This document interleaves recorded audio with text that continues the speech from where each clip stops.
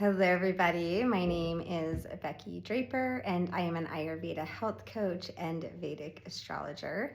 And I help people align with the rhythms and cycles in nature. And today we're going to talk about the next full moon on May 1st, 2026, happening in Libra in the Nakshatra of Swati. So this is one of the reasons Vedic astrology is so amazing, because it not only has the 12 constellations, but it also has the 27 nakshatras, which run along the constellations, but they are the 27 lunar mansions that the moon moves through. Or we can call it like the 27 constellations that the moon moves through.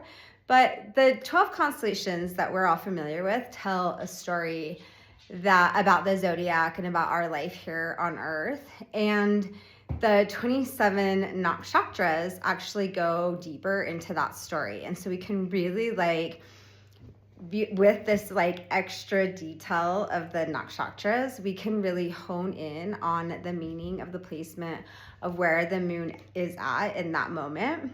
And so Vedic astrology can go so much deeper through the art of these nakshatras. So we're going to talk about Swati Nakshatra and what that means. But first, let's talk about what it means to have a full moon in Libra. And again, some of you might be going off of Western astrology and you're like, wait, the full moon's not in Libra, it's in Scorpio. And Vedic astrology goes off of the actual calculations that are happening in the sky. And so it's actually the true placements of the planets. And so according to NASA, the moon is actually in the constellation of Libra.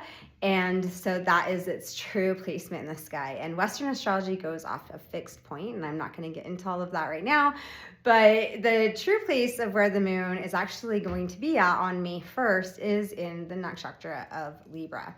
And when we're looking at full moons, we want to first look at where the new moon was, because that is where our lesson cycle is happening. So the new moon was in Aries. And if you watched my video before, I talked about how whenever we have a new moon in Aries, this is like beginning a new cycle. And it's a great time to start something or begin a project. And just, we want to be thinking about what seeds we want to plant that we're going to tend to throughout the course of the summer. So this is like a new beginning time of the year.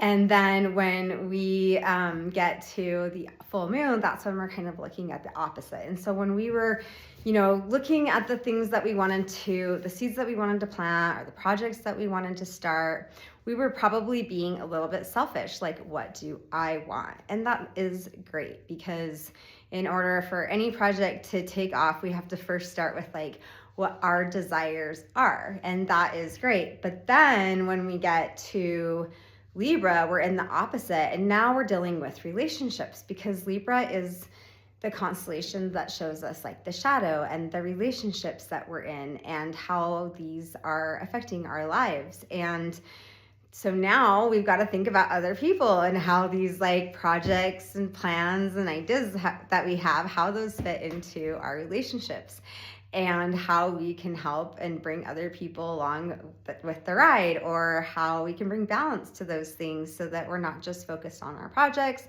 but we're also focused on our relationships as well. And so that's really the shadow side of Libra, is showing us that we're not the only ones here.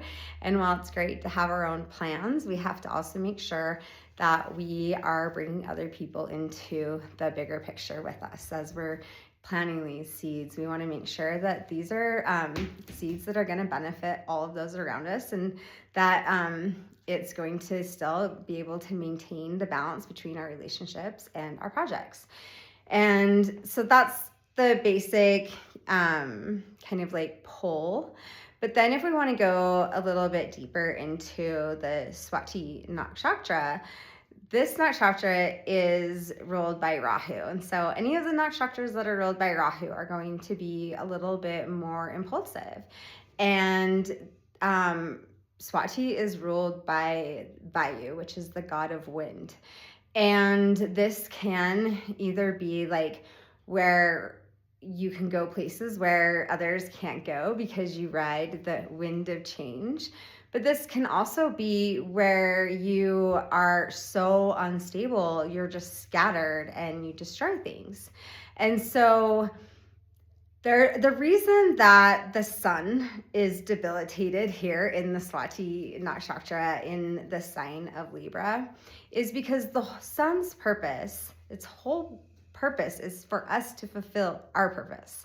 And so when we are focused on ourself, which is why the sun's exalted in Aries, this is when we can fulfill our purpose because we're confident, we're driven, and we are being a little bit selfish, and that takes a little bit of that like selfishness in order to like achieve our purpose.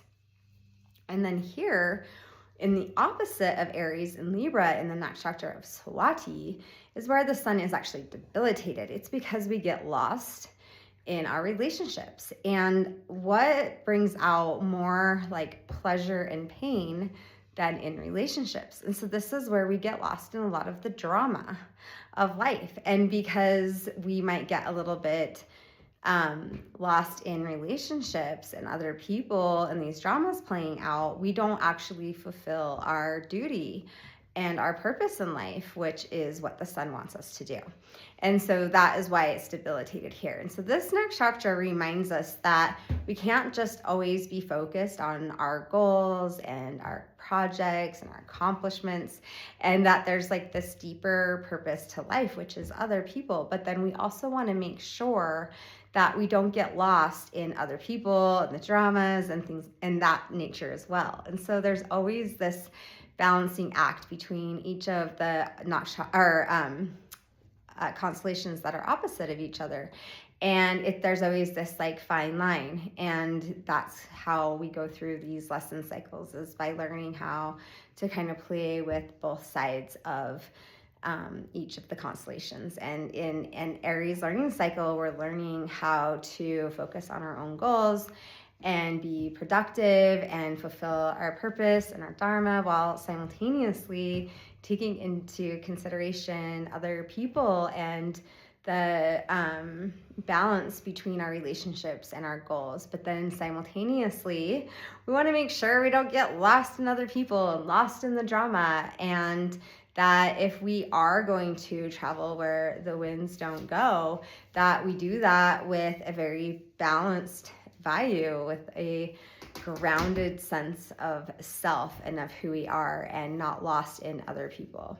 And that's how we truly are able to go to the places that people aren't able to go, is by finding that fine balance between living our own dreams and bringing others along for the ride in a way that is beneficial for everybody. So that is the energy of this full moon. And anytime that we're working with the full moon, we want to remember that it's a good time to go be around people.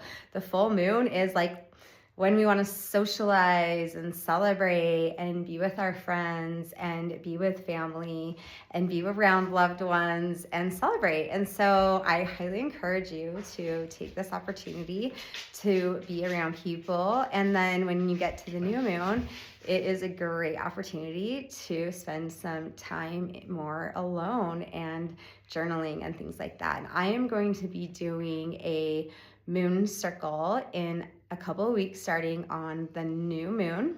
So if you're interested in that, I'll leave the link in the description below. It's totally free, and I'm going to guide you through how to manifest through all the phases of the moon. So I hope to see you in the next video. Bye.